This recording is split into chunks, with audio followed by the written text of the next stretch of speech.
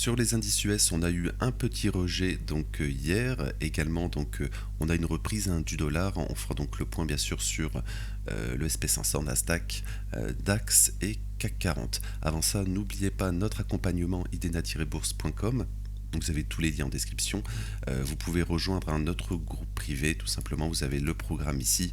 Vous pouvez y souscrire totalement gratuitement avec l'offre Vantage, où il suffit d'ouvrir un compte chez notre partenaire Vantage ici.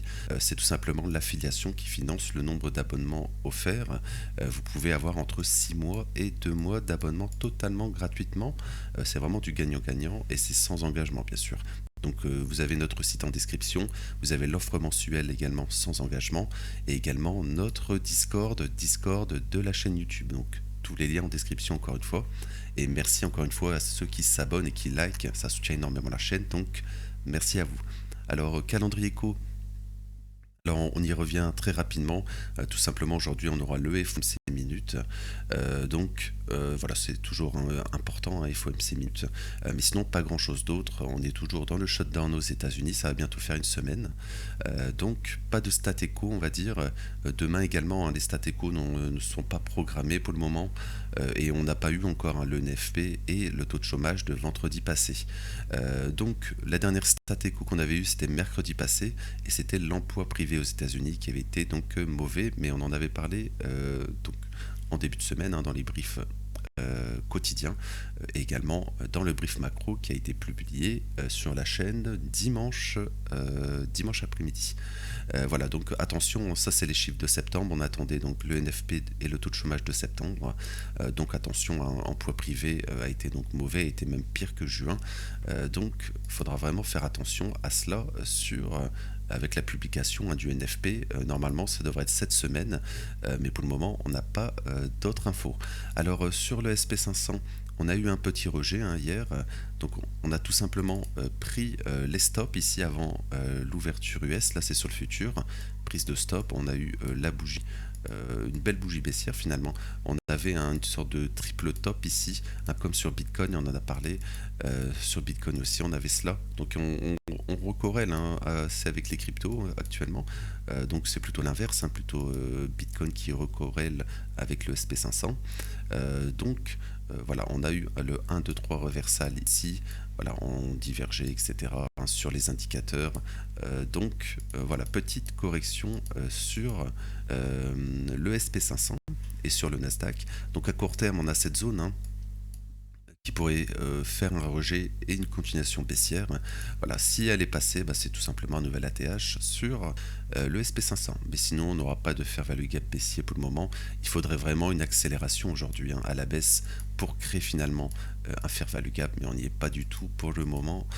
Et pour le moment, voilà, la tendance est toujours haussière, mais attention donc à la propagation en cas de continuation baissière, comme ça, ici en 4 heures, la propagation sur les unités de temps supérieures, c'est-à-dire en délit de faire le double top ici. Attention à regarder sur les indicateurs, on a une divergence ici, donc on pourrait avoir à court terme une correction sur les indices, et l'objectif ça serait au moins prendre le plus bas du mois d'octobre, parce que pour le moment on ouvre le mois d'octobre et le quatrième trimestre, on va au nord, on va chercher donc les ATH les plus hauts du trimestre précédent et du mois de septembre, donc attention à la correction, mais ça on en parle depuis un certain temps sur la chaîne. Voilà, donc à court terme on a toute cette zone de fair value gap ici, on y est déjà, donc attention, on a déjà pris le plus haut, enfin pas le plus haut mais le dernier sommet ici, donc attention à la continuation baissière à court terme sur l'indice, donc le SP500, mais le Nasdaq c'est la même chose. Regardez, on fait également une sorte de triple top ici, ouverture US, on retrace fortement. Également, si on regarde l'indice, regardez, l'indice aussi fait la même chose, il prend les plus hauts.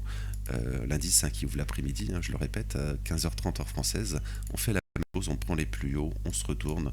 Voilà, donc attention sur les indices, donc le Nasdaq, exactement la même chose que le SP500 ici. Voilà, on travaille également. Alors, on n'est pas encore revenu, hein, dans cette zone de fair value gap ici, 1 heure. On pourrait avoir un dernier push.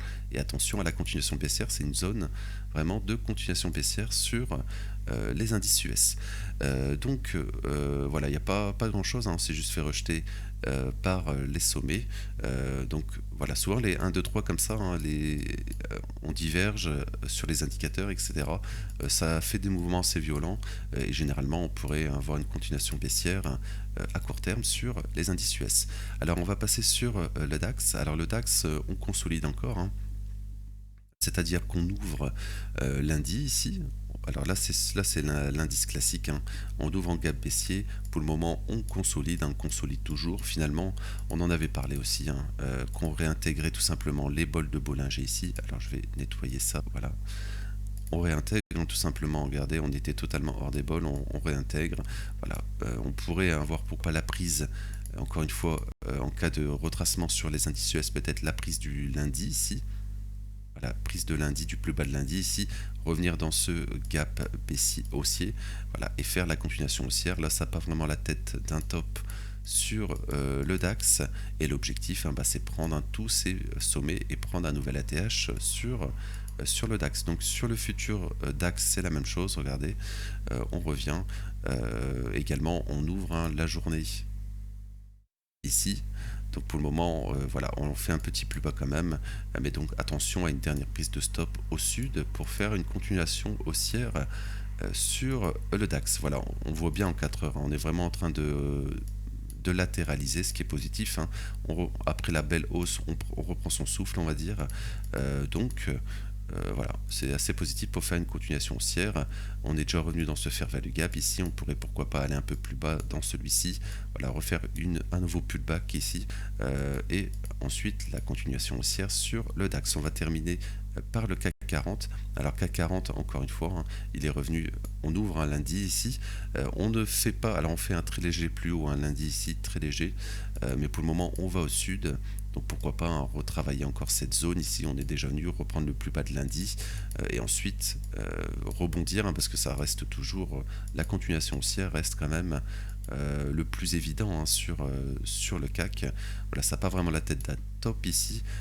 On fait un pullback, on va dire, avec la dissolution, hein, du gouvernement, rappelez-vous, dissolution du gouvernement, on comble, hein, tout ce qui a comblé ici, également le fair value gap ici, voilà, on le travaille, donc voilà, on serait sur une zone de continuation haussière sur le CAC 40. Donc il ne s'est pas passé grand chose, hein, sur le CAC depuis hier, donc voilà, donc je vais m'arrêter là pour aujourd'hui. Donc n'oubliez pas, en description notre site internet, le Discord de la chaîne, donc tout en description. Et encore une fois, merci à ceux qui like, commentent et s'abonnent.